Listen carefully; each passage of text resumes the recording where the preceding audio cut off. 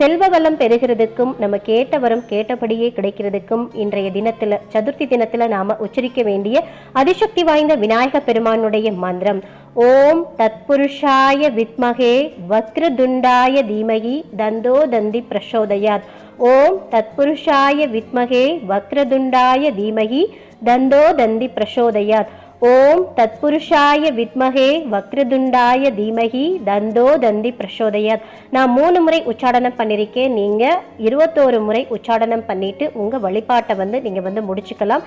இந்த தீபமானது குறைந்தது அரை மணி நேரத்திலிருந்து 1 மணி நேரம் வரைக்கும் எரியணும். அதுக்கப்புறம் இந்த தீபத்தை நீங்க குளிர வச்சுடலாம். இந்த முறையில இன்றைய தினம் உங்க வீட்டுல நீங்க மகா சங்கடகர சதுர்த்தி நாளில் தீபமேற்றி வழிபாடு செய்யறது மூலமா விநாயக பெருமானுடைய அருள் பரிபூர்ணமா கிடைக்கப்படும். அந்த மாதிரி கிடைக்கிறதுனால நம்ம வீட்டுல எந்தவித சண்டை சச்சரவுகளும் இல்லாமல் நிம்மதியான சந்தோஷமான வாழ்க்கை